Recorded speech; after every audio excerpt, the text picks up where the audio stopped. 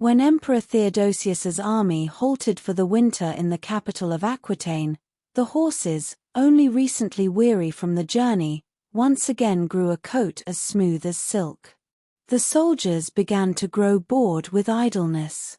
It was at this time that the leader of the cavalry, a Lombard named Gerulant, was seized by passion for a beautiful merchant woman who kept a spice and honey shop on the outskirts.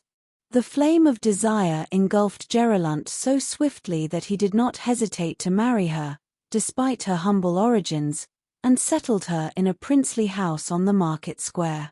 There they spent many weeks in seclusion, forgetting everything: people, time, war, and even the emperor himself. But spring would not be denied. The south wind, arriving suddenly, melted the ice, revived the rivers, awakened the grasses, and unfurled the flowers. Buds fell from the trees, and a haze rose from the ground. Along with nature, war awoke. One early morning, while the city still slept, the heavy sound of a brass knocker at the gate shattered the silence.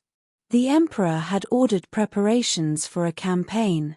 Drums beat the alarm, the wind whipped the banners, horses neighed and their hooves clattered on the stones. Gerulant, consumed by a thirst for glory, tore himself from the embrace of his winter wife. Neither tears nor pleas could hold him back. Ambition burned within him stronger than love. He left her in the house and led his detachment on a campaign against the Moors. 7 battles, and each one victorious. He burned Saracen castles, razed their cities, and plundered lands all the way to the sea.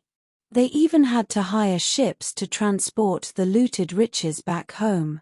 The emperor, astounded by his success, rewarded Gerulant with the north and south of the conquered lands as fiefs. Now the warrior had a home, power, and the means to live comfortably for the rest of his days. But this was not enough for Gerulant. His ambition, kindled by swift success, knew no bounds. He wanted not just to be a vassal, but to become a king. And that meant his wife had to become a queen. Beginning to weave a conspiracy, he tried to raise an army against the emperor. But betrayal, as often happens, outpaced him. Before a battle even took place, Gerulant found himself stripped of everything, excommunicated, abandoned by his soldiers. He fled to the mountains, where he was betrayed for a generous reward. While asleep, Gerulant was beaten to death by peasants. At the very hour when the Roman soldiers discovered the bloodied body of the rebellious warlord on a straw mat in a barn, they did not hesitate to strip him of his clothes and adornments and, naked, tossed him onto a refuse heap. At that very moment, unaware of her husband's tragic fate, his wife was giving birth in the princely palace on a brocade bed, surrounded by servants and midwives. She brought forth twins, 2 baby girls. In a great gathering of people, the bishop himself baptized the infants, naming them Sofia and Elena. But before the ringing of the bells and the cheerful clinking of glasses at the feast had subsided, terrible news was brought to the palace. Gerulant had fallen, the rebellion was suppressed, and, according to the law, the emperor demanded that all the traitor's property be confiscated to the treasury. Thus, before she had even recovered from childbirth, the beautiful merchant woman, so recently blessed by fate, was forced to once again don her thin, worn woolen dress and return to the damp, windswept alley on the city's outskirts. But if she had previously known hardship, now poverty was compounded by the bitterness of loss, humiliation, and the care of 2 newborns. From morning till evening she once again sat on a low bench at the door of her modest shop, selling spices and sweet honey cakes. Along with the rare coins, she often received mockery and sharp words from passers-by. Grief quickly extinguished the former sparkle in her eyes, and early grey streaked her dark hair with silver. Yet life was not without consolation. Her 2 daughters, the twin sisters, brought their mother more joy each day with their vivacity and charm, inherited from herself. They were so alike that one seemed to be the reflection of the other, and not only passers-by, but the mother herself often became confused, not knowing whom she was calling, Sofia or Elena. To distinguish them in some way, she had a thin linen cord tied to Sofia's wrist, not from a call of the heart, but out of necessity, for even their voices and movements were indistinguishable. While inheriting their mother's beauty, the girls, alas, also inherited their father's ambition, a passionate, restless, insatiable ambition. Each of the sisters strove to surpass not only her twin, but every peer. Even in early childhood, when other children played peacefully, the sisters turned every activity into a competition. If one of them was given a ring and the other was not, jealousy would flare up. If one spinning top spun longer than the others, tears followed, along with clenched fists stuffed in their mouths and angry stomping of feet. A single word of praise directed at one of the girls became torment for the other. And although they were as alike as two drops of water, the neighbors nicknamed them little mirrors, but inside these mirrors reflected only rivalry and hidden envy. Their mother tried with all her might to extinguish this flame, tried to reconcile her daughters, to smooth over the tension between them, but in vain.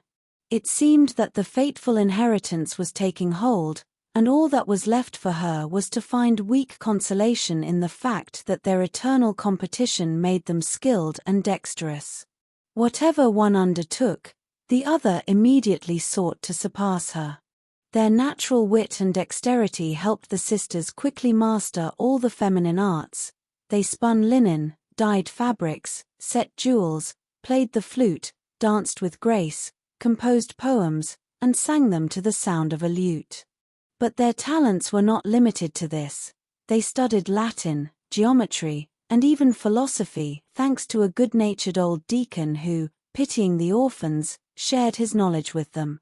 And so, in time, there was not a single girl in all of Aquitaine who could compare with the daughters of the poor merchant woman, neither in beauty, nor in upbringing, nor in intelligence. But even then, no one could say with certainty who surpassed the other. Neither their appearance, nor their speech, nor their manners allowed anyone to determine where Elena was and where Sofia was. But along with their love for fine arts and their exposure to everything that fills the soul with a fervent desire to break free from the narrow, impoverished world into the boundless expanse of the spirit, a burning dissatisfaction with their mother's humiliating situation also grew in both girls. Returning home from the academy, from debates where they competed with learned men, cleverly exchanging sophisticated arguments, or from dances, still perfumed with the scent of incense and the sound of music, they invariably found their disheveled mother in their dark, soot-stained alley, still haggling with customers over a handful of pepper or a few tarnished copper coins. They were ashamed of this utter poverty. And lying sleeplessly at night on the coarse, worn mat that scratched their hot young bodies, they gritted their teeth in fury and cursed their fate. For, possessing a beauty and intelligence that surpassed the finest ladies, destined to wear magnificent robes and the jingle of jewels, they remained buried in a musty, God-forsaken hole.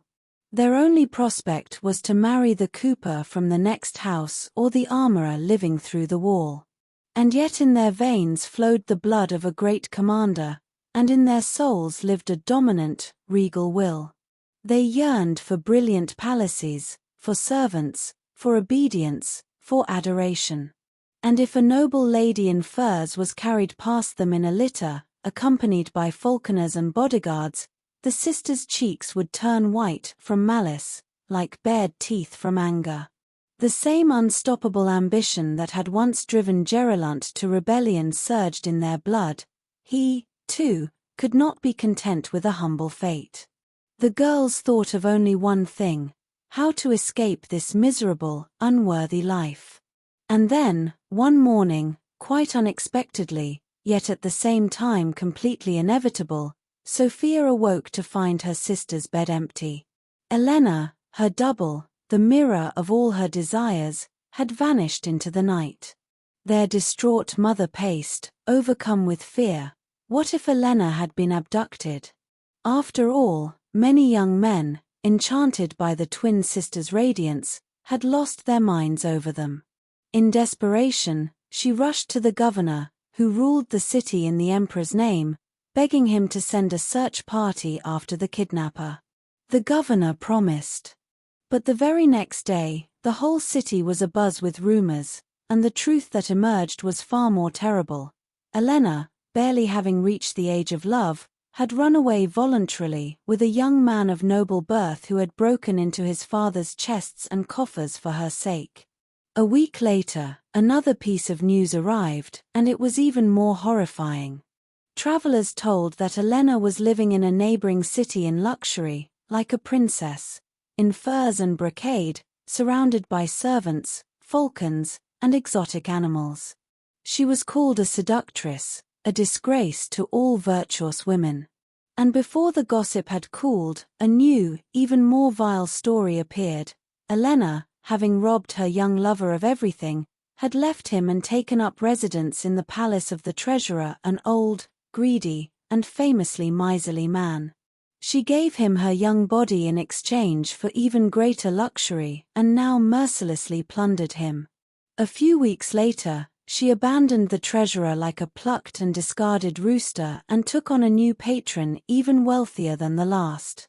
One lover replaced another, each more noble, and soon no one doubted it.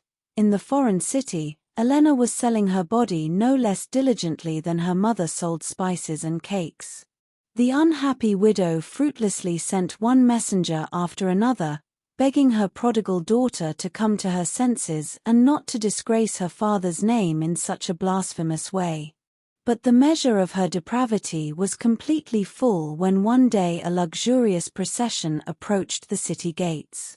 In the front were runners in scarlet clothes, followed by riders, as at the entrance of a grandee.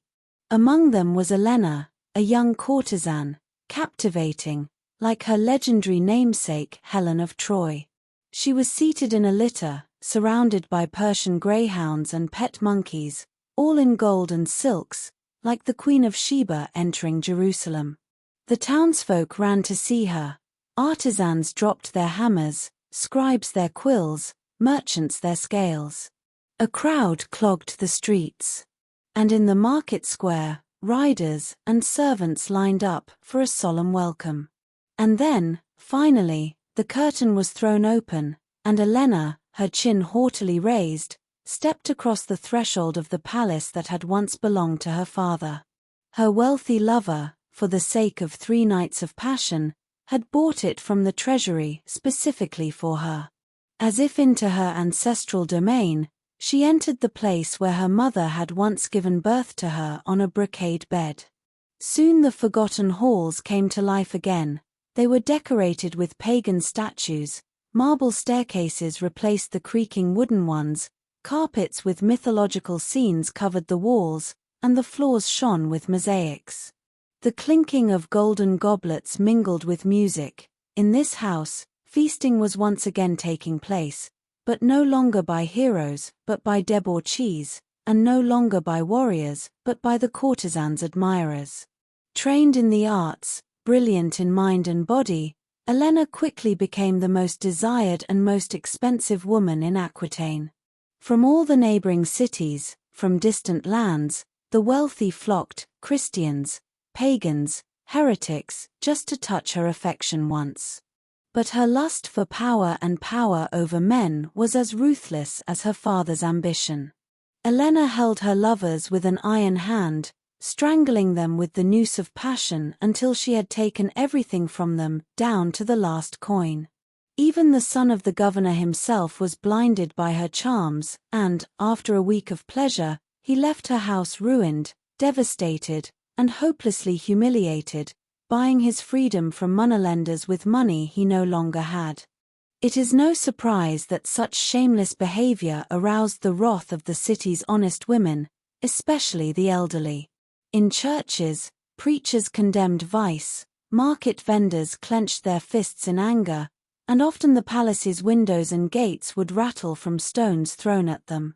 But no matter how indignant the virtuous wives were, the abandoned, lonely widows, no matter how much the old harlots who knew the price of sin fumed, no matter how they railed with malicious curses against the audacious, newly minted courtesan who had invaded their pastures of pleasure, no one burned with anger as much as Sofia, Elena's sister. It was not her sister's sin that tormented her, not her vice. No, she was tormented by remorse, for once, she, not Elena, had received a similarly tempting gesture from a noble youth. And now, everything she had secretly dreamed of, power, wealth, adoration, had gone to her sister, while her own humble little room was, as before, invaded by a piercing wind and the nagging voice of her mother. Elena, boasting of her wealth, sent her luxurious clothes more than once. But proud Sofia could not accept these gifts. Her ambition refused to be content with alms. No, she did not want to be a pathetic copy of her sister. She did not strive to compete with her in seducing men, just as she had once shared her last gingerbread with her. Her victory had to be complete in its essence, not in imitation. Thinking long and hard about how to make the world bow to her, Sofia saw strength in herself, in her chastity and purity. Men listened to her with reverent interest, and she understood, if her sister had squandered her virginity, she would preserve hers to turn it into power, into a weapon. And she would flaunt her virtue with the same pride with which her sister displayed her body. If the latter became famous for her haughty luxury, she would become known for her humble poverty. The tongues of gossips had not yet subsided when the city was stirred by new news. Sofia, the sister of the courtesan Elena, for the sake of repentance and in atonement for her sister's sins, had left secular life and entered a charitable order dedicated to serving the sick and infirm. Desperate admirers tore their hair. The treasure of innocence had slipped away forever. But the faithful, exulting, eagerly spread the news, and there was no girl in Aquitaine as ardently praised as Sofia. Day and night, tirelessly, she cared for the sick, even the lepers. Women would bow their knees as she passed by in her snow-white wimple. The bishop praised her from the pulpit more than once as a living example of female virtue. And children looked at her as if she were a heavenly star. It is easy to imagine with what vexation Elena perceived this change. Suddenly all eyes, all the fame of the country, turned not to her, but to her immaculate sister, sacrificed for salvation, like a white dove soaring above the sinful world. And so, like the stars of the Gemini constellation, the sisters shone over the delighted country, one in earthly, carnal glory, the other in heavenly, spiritual glory. Sinners found carnal delight in Elena, the pious found spiritual comfort in the image of Sofia. And for the first time since the creation of the world, the kingdom of God was so clearly separated from the kingdom of the devil in Aquitaine. The chaste saw Sofia as a guardian angel, while the debauched found solace in the embraces of her sister. But in the heart of a mortal, secret paths run between good and evil, between the body and the spirit. And it turned out that this very separation gave rise to a new temptation, for the sisters, despite the opposition of their paths, remained as alike as two drops of water. The same height, the same gaze, the same smile and elusive charm. A young man, leaving Elena's bed, would rush to the monastery garden to repent of his actions, and, stopping, would freeze. Was it a hallucination? Before him, bending over a chair carrying an old sick man, stood Sofia. The same soft features, the same movements, but instead of passion, love and compassion. And the more intently he stared, the more transparent the nun's habit became to him, and through it the features of the courtesan's body showed through. Likewise, those who had just seen Sofia in the hospital would suddenly, around the corner, meet her, but in a different guise, dressed up, with her breast exposed, surrounded by admirers and servants, and they could not believe it was another person. That's Elena, they would convince themselves. But looking at Sofia, They saw her nakedness, and in her very piety they felt temptation. The duality became a source of confusion. Desires became entangled, passion went astray. Young men, in Elena's arms, dreamed of Sofia, and before Sofia, they lost their peace, lusting after her as a woman. For the Creator, in making man, as it were, left him unfinished. He always desires from a woman the opposite of what she gives. If she is submissive, he seeks inaccessibility. If she is chaste, he craves corruption. That is why there is no peace in him. The struggle between spirit and flesh is eternal. And here, as if in a mockery of fate, everything was complicated, the harlot and the nun one face. And no one knew who his heart was drawn to any more. It so happened that more debauchees now gathered at the hospital gates than at the tavern doors. And when they got Elena, they would ask her to wear a nun's grey habit to amuse themselves with the illusion that they were embracing the immaculate Sofia.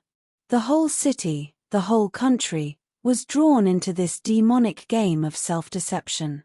Neither the bishop's condemnations nor the ruler's commands could stop the daily repetition of the sacrilege.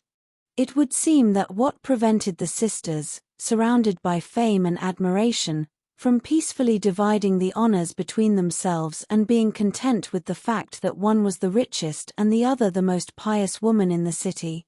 However, the thirst for superiority burned in both, and a silent anger thundered in each heart. Sofia would bite her lips in vexation, hearing how her sister, in her free-spirited gaiety, would ironically mock her righteous life.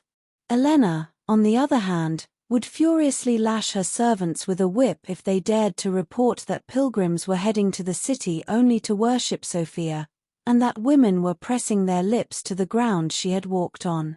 But the more they secretly despised each other, the more diligently they hid it behind a mask of goodwill.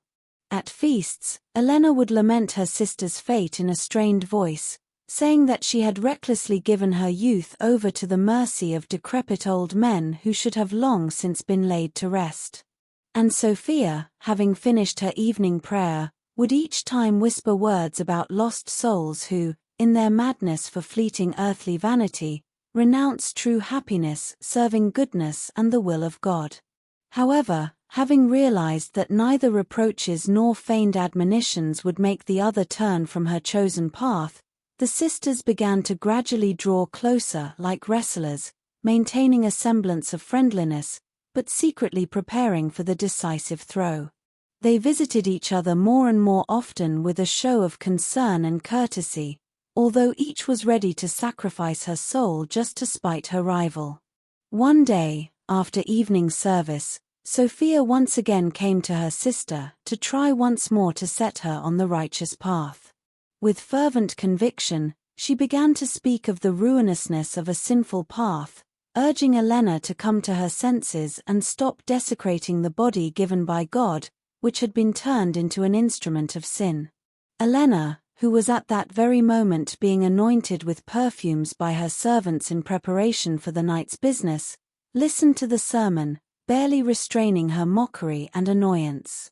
Her sophisticated mind wavered. Should she provoke Sofia with insolent words, or should she invite handsome young men into the room for greater confusion? And suddenly, as if the gentle buzzing of a fly had touched her temple, a thought so audacious and cunning flashed in Elena's mind that her lips almost trembled with a suppressed laugh. In an instant, she replaced her brazen arrogance with feigned repentance, drove everyone from the chambers, and, left alone with her sister, began to confess. From beneath her humbly lowered lashes, a fiery gaze flashed. "Oh, Sofia should not think," Elena began, skillfully playing the role of a repentant sinner, "that she did not feel shame for her depraved, lawless life. More than once," she said, "she had been overcome with disgust for the coarse lust of men, and more than once she had promised herself to begin a new, pure, modest life. But each time, alas, her attempts had been in vain. She did not have the spiritual strength that had been granted to Sofia. And, she continued with a dejected sigh, her sister should not judge her too harshly. She did not know what temptation male power held, how irresistible it was for one who had known all the secrets of love. Ah, Sofia, blessed, she was happy to have avoided these nets. But Elena had realized too late how sweet and terrifying it was to be a captive of men who commanded a woman, despite her will.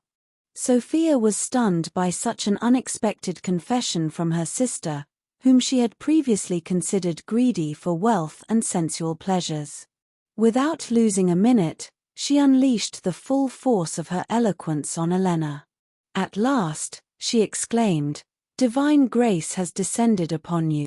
For disgust for sin is the first step toward the light. But you should not give in to faint-heartedness, claiming that it is impossible to overcome carnal temptations. An unbending will, if the soul is filled with it, is capable of withstanding any temptation. There are countless examples of this in both pagan and Christian history." But Elena only sadly bowed her head. "Oh, yes," she said with a look of resignation, "I, too, have happened to read about saints who conquered the devil of lust. But God granted men not only physical strength, but also firmness of spirit, making them warriors in his cause. And a woman." She sighed heavily, "A woman is weak. In my entire life, I have not seen one who could withstand a man's persistent desire." "How dare you say such a thing?" Sofia exclaimed with indignation, her proud humility wounded. "Am I not a living example of that myself? From early morning until late at night, I am besieged by a lustful horde. They even manage to sneak into the hospital, and by nightfall I find letters full of vile temptations on my bed. But I do not deign to give a single one of them a glance, for my will is a wall that protects me from sin. No, Elena, you are mistaken. If a woman truly abhors sin, she will not fall. I am proof of that." "Ah, I know. You, lucky one, have managed to preserve yourself until now," Elena replied with feigned humility, casting a sideways glance at her sister. "But is it not because you are protected by a nun's habit and the duty you have taken upon yourself? You are supported by the entire order of pious sisters. You are not alone, you are protected. Do not think that your purity is only the fruit of your own willpower. I am convinced, if you were alone with a young man, you would not be able to resist him. You would yield, just as we all yield." "Never. No, never." Sofia flared up. "Even without the protection of a nun's habit, I will withstand any temptation with my will alone." And this was exactly what Elena had been trying to achieve. Step by step, she had lured her sister into the trap she had set, tirelessly challenging her words, until Sofia, pushed to her limit, began to demand a test herself. She demanded proof, that Elena would see with her own eyes that Sofia's chastity was not the result of external protection, but the fruit of internal strength. Elena deliberately hesitated with her answer, as if pondering her sister's words, but inwardly she trembled with malicious glee. Finally, she spoke. "Listen, Sofia. I know how to test your resolve. Tomorrow evening, Sylvandrus, the most handsome young man in the entire country, will come to me. No woman has been able to resist him, but he has chosen me. For the sake of meeting me, he will ride 28 miles, bringing 7 pounds of pure gold and other gifts. He hopes to spend the night with me. But I tell you, even if he came empty-handed, I still would not turn him away. I would give him just as much gold myself, just to spend an hour with him. There is no youth more desirable, more gentle, or more beautiful than he. You know how much we are alike in face, voice, and figure. If you wear my dress, no one will suspect the deception. Tomorrow, receive Sylvandrus in my house, and sit with him at the table. If he, mistaking you for me, begins to seek your affection, reject him, under whatever pretext you can. And I will be in the next room. And I will wait, watching to see if you can resist until midnight. But beware, sister, the temptation of his closeness is great, and the weakness of our female heart is even stronger. You, accustomed to seclusion, may, through inexperience, yield. I implore you, do not play with fire. The unctuous, flattering speech of the cunning sister, in which flattery was replaced by a warning, only spurred Sofia on. If the entire test consists of such a trifle, she proudly declared, I will easily endure it not only until midnight, but until dawn itself. I ask for only one thing, permission to keep a dagger with me in case the young man becomes so bold as to try to take me by force. Sofia was amazed by this unexpected confession from her sister, who had previously seemed so greedy for wealth and sensual pleasures. Without losing a moment, she unleashed the full force of her eloquence upon Elena. At last, she exclaimed, divine grace has descended upon you. For disgust with sin is the first step toward the light. But you should not give in to faint-heartedness, claiming that it is impossible to overcome carnal temptations. An unbending will, if the soul is filled with it, is capable of withstanding any temptation. There are countless examples of this in both pagan and Christian history. But Elena only sadly bowed her head. Oh, yes, she said with a look of resignation, I, too, have happened to read about saints who conquered the devil of lust.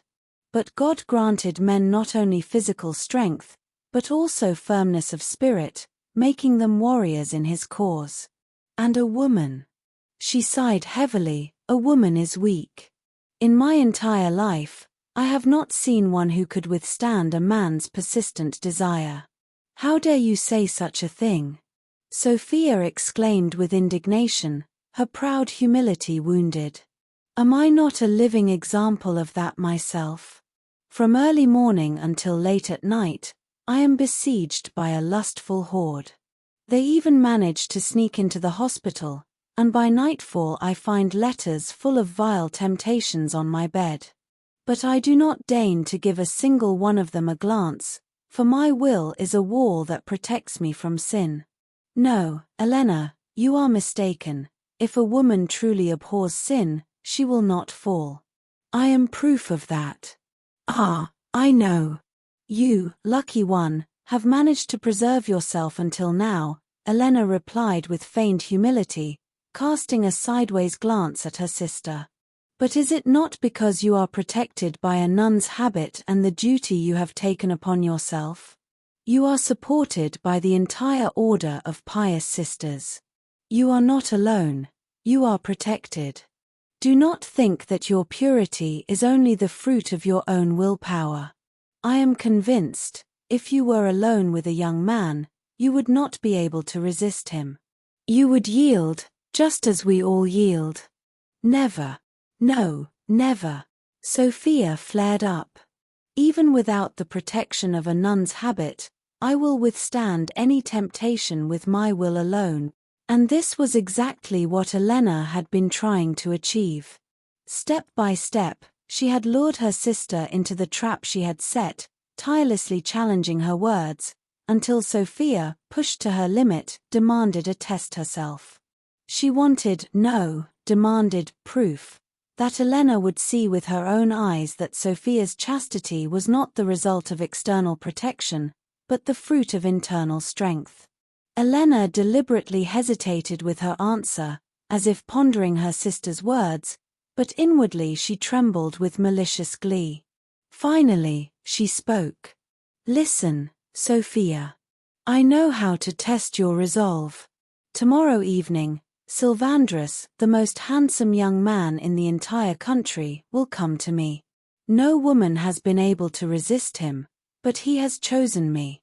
For the sake of meeting me, he will ride 28 miles, bringing 7 pounds of pure gold and other gifts. He hopes to spend the night with me. But I tell you, even if he came empty-handed, I still would not turn him away. I would give him just as much gold myself, just to spend an hour with him. There is no youth more desirable, more gentle, or more beautiful than he. You know how much we are alike in face, voice, and figure. If you wear my dress, no one will suspect the deception. Tomorrow, receive Sylvandris in my house, and sit with him at the table. If he, mistaking you for me, begins to seek your affection, reject him, under whatever pretext you can. And I will be in the next room. And I will wait, watching to see if you can resist until midnight. But beware, sister, the temptation of his closeness is great, and the weakness of our female heart is even stronger. You, accustomed to seclusion, may, through inexperience, yield.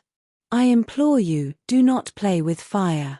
The unctuous, flattering speech of the cunning sister, in which flattery was replaced by a warning, only spurred Sofia on. If the entire test consists of such a trifle, she proudly declared, I will easily endure it not only until midnight, but until dawn itself. I ask for only one thing, permission to keep a dagger with me in case the young man becomes so bold as to try to take me by force. But the wise saying goes, touch even one hair of the devil's beard, and he will immediately grab you by the scruff of the neck. This is what happened to Sofia in the heat of the competition. From the wine laced with datura without her knowledge, from the burning incense, from the sweetly languid sounds of the flute, everything became muddled in her head. Her speech turned into an inarticulate babble, her laughter into piercing cackling, and no doctor of medicine, no jurist could have proven in court whether all this happened to her in a dream or in reality, in intoxication or in sound mind, by her own will or against it. But one way or another, long before midnight, that which, by the will of God or his rival, was bound to happen sooner or later between a woman and a man, took place. From the disturbed folds of her clothing, the hidden dagger fell with a clatter onto the marble floor, and strangely, the exhausted righteous woman did not pick it up, did not plunge it into the chest of the insolent youth. There was no weeping, no sound of a struggle, not a single sound reached Elena's ears. And so, at midnight, the triumphant harlot burst into the room that had become a bridal chamber, accompanied by a crowd of servants. Burning with curiosity, she raised a torch over the bed of her defeated sister, and it was too late to deny or repent.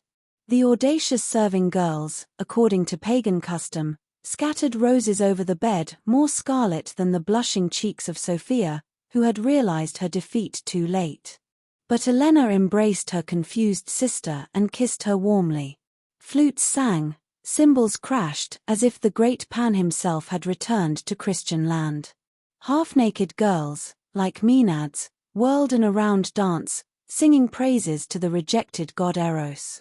Then a bonfire of fragrant wood was lit, and the greedy tongues of the flames devoured the strict nun's habit, which was given over to desecration. The new-made harlot, who, unwilling to admit defeat, seemed to imply with a languid smile that she had submitted voluntarily, was crowned with roses by the servants, just like her sister. They both stood side by side, agitated, with flushed faces, one burning with shame, the other exulting. And now no one could distinguish Sofia from Elena, the fallen penitent from the seasoned harlot. The young man's gaze moved from one to the other with a new, redoubled thirst. Meanwhile, the servants, filled with merriment, threw open the palace windows and gates. Night revelers, awakened by the noise, and profligate people poured in from all sides, laughing and shouting obscenities.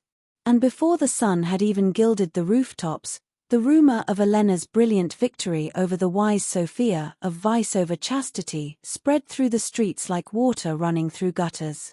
As soon as they heard of the fall of the seemingly unshakable fortress of virtue, the men of the city hurried to the palace, where, it must be said without concealment, they were received hospitably. Sofia, converted as suddenly as she was transformed, remained with Elena and, with all her fervor, tried to catch up with her in the art of seduction. Thus, an end was put to their feuds and mutual envy. Having chosen the same shameful trade, the sinful sisters lived in harmony under one roof. One styled her hair like the other, wore the same clothes as the other, and, since both now laughed and whispered the same sweet nothings, a new, endless, and fascinating game began for the voluptuaries to guess whom they held in their arms, the fallen Sofia or the long-corrupted Elena. Rarely did anyone manage to find out which of the sisters their money had been spent on, so striking was their resemblance. And the cunning twins took special pleasure in deliberately confusing the curious. Thus, once again, as has happened more than once in our deceptive world, Elena triumphed over Sofia, beauty over wisdom, vice over virtue, the eternally sinful flesh over the shaky and arrogant spirit. Once again, the bitter truth that the long-suffering Job complained of was confirmed: the wicked prosper on earth, while the righteous become a laughingstock, the innocent a subject of reproach. In the entire district, neither the tax collector, nor the overseer, nor the cooper, nor the moneylender, nor the jeweler, nor the baker, nor the pickpocket, nor the church thief, no one amassed as much wealth through their hard labor as the twin sisters acquired through their amorous fervor. In complete harmony, they emptied the most secure chests and the most tightly packed coffers. Coins and precious stones, like nimble mice, flocked to their house every night.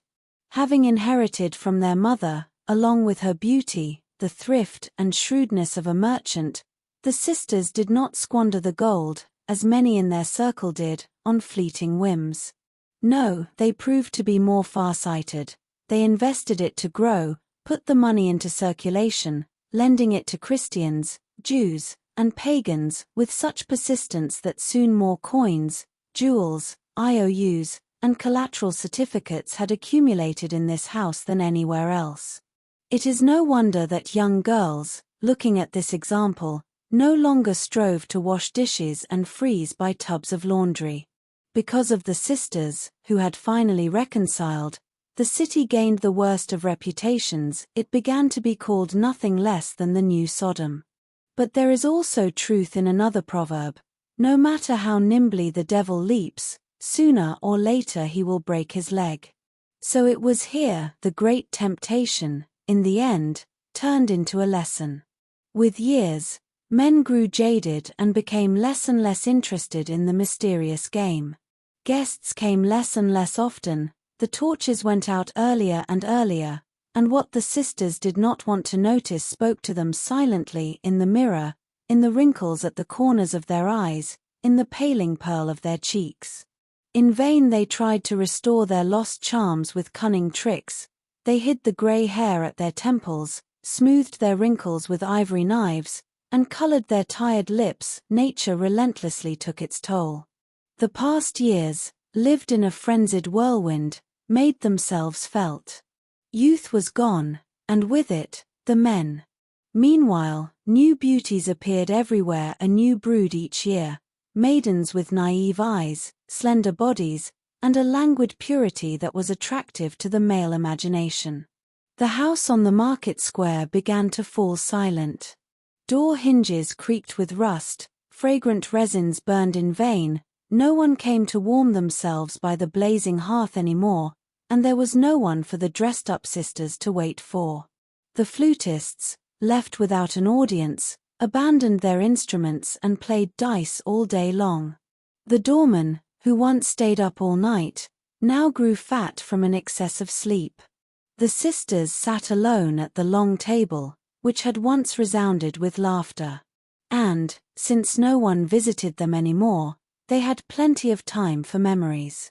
Sofia most often thought about the past, about the time when, having turned away from worldly temptations, she led a harsh and righteous life. Now she more and more often picked up the dust-covered sacred books, for wisdom willingly returns to those from whom beauty departs. And little by little, a miraculous transformation took place in both their souls. Just as in their youth the harlot Elena had defeated the pious Sofia, so now, albeit belatedly and after many sins, Sofia convincingly led her sister, who was too attached to the earthly, by the hand. Something mysterious began to happen in the house in the mornings. First, Sofia alone, secretly, began to visit the very hospital she had once left in shame, wanting to beg forgiveness from the nuns. And soon Elena joined her. And when both sisters announced that they intended to bequeath all of their sinfully acquired fortune to the hospital, even inveterate skeptics ceased to doubt the sincerity of their repentance. And so it happened that one day, early in the morning, when the gatekeeper was still asleep, two modestly dressed women, their faces covered from immodest gazes, slipped silently, like shadows, out of the luxurious house on the market square almost as timidly and humbly as another woman, their mother, had left it half a century earlier, returning from a brief period of wealth to the poverty of an outlying street. Carefully, with bated breath, the sisters scurried through the half-open gates. And they who had spent their entire lives, competing in vain vanity, clamoring for the attention of the entire country, now humbly hid their faces so that their path would remain a secret and their future fate would be consigned to oblivion. If rumor is to be believed, after many years of seclusion, they ended their days in a convent in a distant land, where no one knew of the sinful past of the two repentant souls.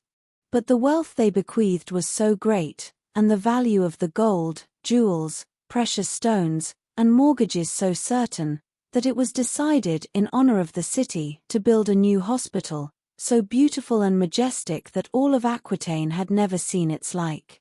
A certain northern architect created the design, and for 20 long years, hundreds of masters and workers labored tirelessly, day and night, bringing the planned work to fruition. And when the great work was completed, the people gazed in amazement at the new building.